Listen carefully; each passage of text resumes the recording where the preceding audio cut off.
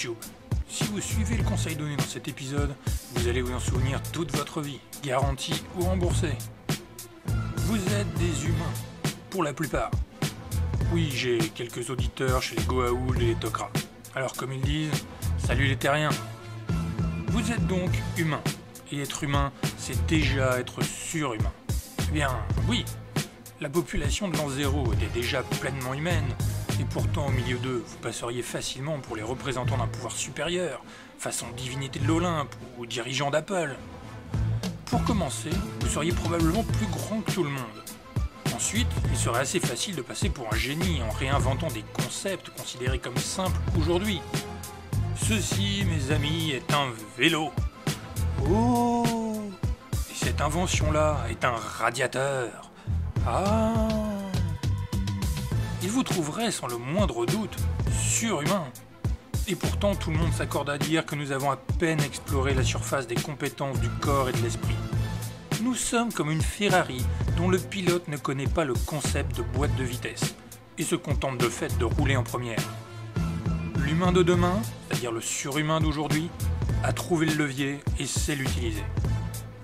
Ce super-héros, ce qui soit dit en passant ne se traduit pas forcément par héros du souper. Eh bien, ce super-héros, c'est vous, c'est moi, c'est chacun de nous. Je vais vous prouver que vous avez déjà en vous un pouvoir qui serait considéré surhumain aujourd'hui et qui un jour sera certainement considéré comme parfaitement normal. Ainsi, voici mon conseil. Allez dans la cuisine, prenez 2 verres et un paquet de riz. Remplissez chaque verre environ au quart avec le riz susmentionné. Puis, chaque jour pendant quelques semaines, projetez votre volonté pendant 20 secondes sur chaque verre. Au premier, dites « Je t'aime, vie », comme si de sa survie dépendait l'existence combinée de Bethesda, de Game One et du joueur du grenier. Au second, dites « Je te hais, crève », comme s'il était responsable de toutes les maladies du monde, de toutes les guerres et même d'Internet Explorer. Ne vous contentez pas de dire ces mots comme une routine. Exprimez-les avec une conviction absolue. Gardez les verres au même endroit, à l'abri des intempéries, et normalement, en 2-3 semaines, vous devriez aboutir à un résultat de ce genre. Il n'y a aucune autre différence entre ces 2 verres que la volonté d'un simple humain normal, son amour et sa haine. Oui, jeune Jedi, l'esprit impacte la matière, et maintenant le prouver par toi-même, tu peux. Rien ne vaut l'expérience, c'est la seule source d'information fiable. Et ici, l'information est fondamentale.